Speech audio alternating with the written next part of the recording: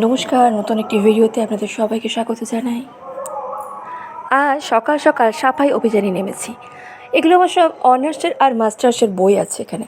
অনেক দিন হাত পড়েনি, সেই জন্য অনেক ধুলো জমে গেছিলো। তো আজকে এগুলোকে একটু ডাস্টিং করছিলাম।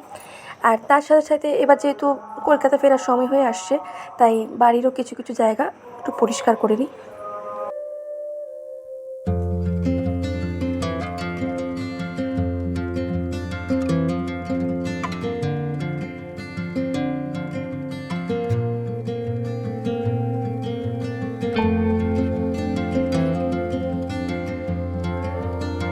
দুটো আমার লেখা গল্পের পাণ্ডুলিপি উদ্ধার হলো, যেগুলো একটা সময় ম্যাগাজিনে বেরিয়েছিল। মোটামুটি সব রুমগুলো একটু আধটু পরিষ্কার করে এবার আমার রুমে ঢুকলাম। আর এই রুমটা আমার এত পছন্দের কারণ এখানে 4টে জানালা, একদম চারদিকে সবুজের ছড়াছড়ি। আর এখানে জানলা দিয়ে আমি পেয়ারা পারতাম, আম পারতাম। জানলাগুলোর প্রচণ্ড ঝোল ছিল, সব চারিদিকে ডাস্টিং করলাম, মুছে দিলাম। মা মারা যাওয়ার পর বাড়িঘর এত রক্ষণাবেক্ষণ রাখার মতো তো সত্যি আর কেউ নেই। বাপি আর কত পারবে।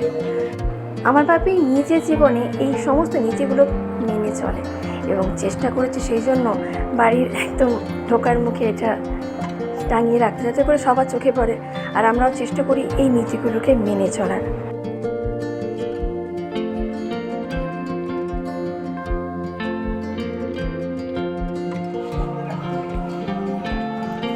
ওটা রোদ পড়ে এরকম হলদে লাগে, এখানে হলুদ নয়।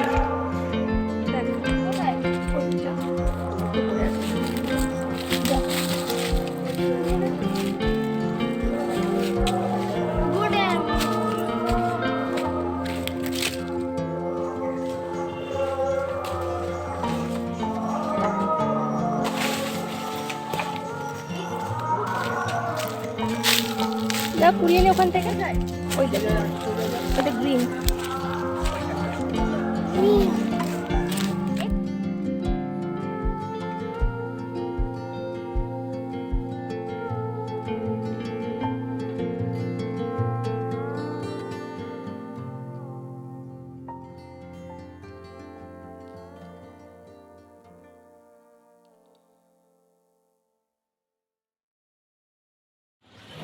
আজ আবার বোনের সাথে বাজারে এলাম।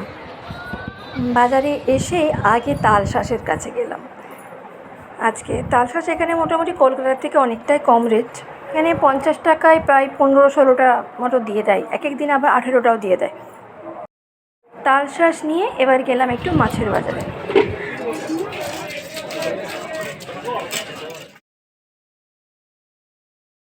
আমার আবার বাজার করতে ভীষণ ভালো লাগে।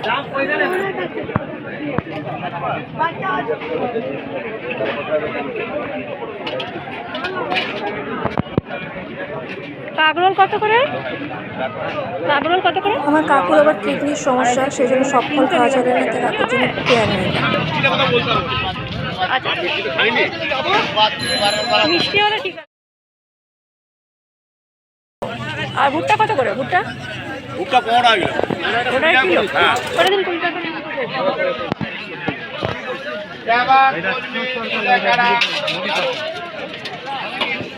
হ্যাঁ ম্যাডাম।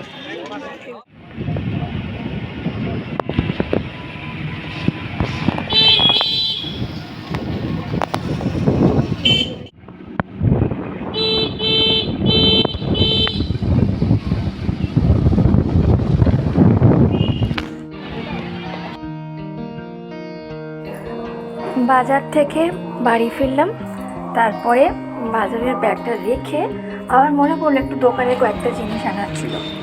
আবার দোকানের কয়েকটা জিনিস আনতে বেরিয়ে পড়লাম। এরই মাঝে না, যেটা খুব ভালো লাগলো, আমার বহু পুরনো একজন শিক্ষিকার সঙ্গে দেখা হলো।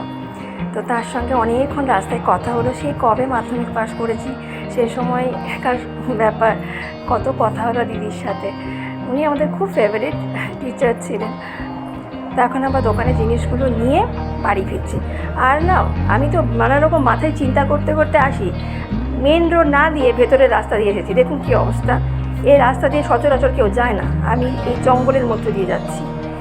কী করবো, ভুলে ভুলে এদিকে চলে এসেছি।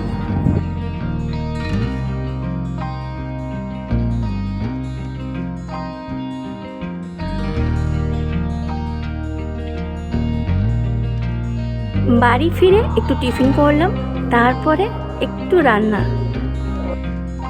বাজার থেকে তো আজ কাতলা মাছ নিয়ে এসেছিলাম, তাই আজ বানালাম কাতলা মাছের ঝোল।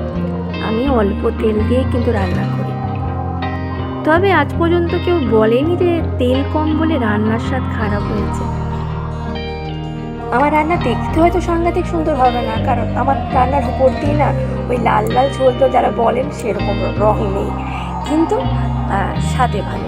কারণ দেখুন, আমাদের তেল কিন্তু একদমই স্বাস্থ্যকর নয়, যতটা তেল কমে রান্না করা যায় ততটাই ভালো।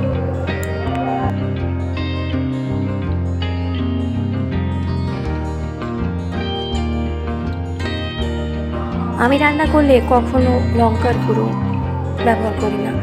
আমার সব রান্নাতে মোটামুটি কাঁচা লঙ্কা দিয়ে হয়। কাঁচা লঙ্কা শরীরের জন্য কিন্তু উপকারী, কিন্তু শুকনো লঙ্কার গুঁড়ো এগুলো কিন্তু শরীরের জন্য একদমই ভালো না। আজ একটু সিমুইয়ের পায়েস বানাবো ভাবলাম, কারণ এই সিমুইয়ের পায়েস অনেকেই ভালোবাসে। আমার বাপি খুব ভালোবাসে, আমার ছেলে ভালোবাসে, তিশা ভালোবাসে।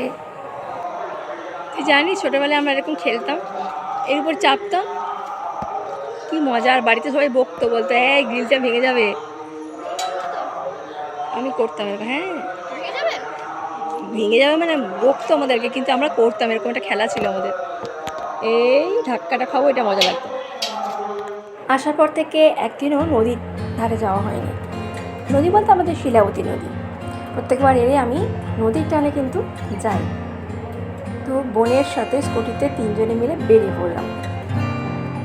এখনের সাথে আগের গর্ভের আমি কোনো মিল পাই না, কারণ এখন এত বাড়ি হয়ে গেছে। এই জায়গাগুলো আমরা যখন ছোট ছিলাম, এখানে আমাদের প্রাইমারি স্কুল ছিল, তারপরে এখানে ফাঁকা মাঠের মতো ছিল, সেখানে এখন মানে একদম তিল ধারণের জায়গা নেই, প্রচুর বাড়িঘর হয়ে গেছে। মানে কবরখানা ছিল, সে কবরখানার পাশেও বাড়ি হয়ে গেছে। আমরা নদীর থেকে বাড়ির দূরত্বটা আমাদের কাছাকাছি হাঁটা পথে, কিন্তু ওই যা গাড়ি থাকলে আর কে কষ্ট করে হেঁটে যায়। আর দ্বিতীয় কথা হচ্ছে অন্ধকার হয়ে গেছে, হেঁটে হেঁটে যেতে যেতে কী হবে, তখন মানে অলরেডি সন্ধে নেমেই আসবে। এই দিকটা মানে মাটির বাড়ি এখনও দেখতে পাওয়া যায়, আর সেটাতে না একটা বেশ গ্রাম্য গ্রাম্য ব্যাপার আরও ফুটে ওঠে। নচেত বলুন না, এখনকার দিনে তো সব জায়গায় পাকা বাড়ি, মাটির বাড়ি তো দেখতেই পাওয়া যায় না। এখানে আগে প্রচুর কাজু বাদার বাগান ছিল, কিন্তু আর বলে লাভ নেই। আপনারা জানেন তো এই কয়েক বছরে কী সব হয়েছে, জবরদখল চলেছে। এখন আর সমস্ত গাছপালা নেই, সব কেটে শেষ হয়ে গেছে। আর এই যে এখানগুলো বড় বড় ক্যানিয়ন ছিল, আমি আগে অনেক ভিডিওতে বলেছি আপনাদের, এগুলো সব বালি তোলার জন্য ভেঙে টেঙে দিয়েছে। আর নদীটাও আপনাদের দেখাবো, কি মানে করুণ অবস্থা। আমি এদিনকে লাইভও করেছিলাম, আমি দেখিয়েছি আপনাদের যে এই শিলাবতী নদীর কতটা করুণ অবস্থা। এখানে কোনো বালি নেই, আর শুধু লাল লাল মাটি, কাঁকড় দেখা যাচ্ছে। যে এখানে একটা জল দেখছেন জমে আছে, আগে এখানে বড় বড় ক্যানিয়ন ছিল। কত শাসক দল যে গেল, তাদেরও আগে যখন লাল পতাকা ছিল সেই সময়ে এই সব ক্যানিয়নগুলোকে ভাঙা হয়েছিল, এবং এখানে নাকি ড্যাম করা হবে একটি, এরকম হয়েছিল। আখেরে কিছু হয়নি, একটা ডোবা বানিয়ে রয়েছে এখানে, বুঝতে পেরেছেন। আর অসাধারণ একটা ভিউ ছিল, সেটাকে পুরোপুরি নষ্ট করে দেওয়া হয়েছিল।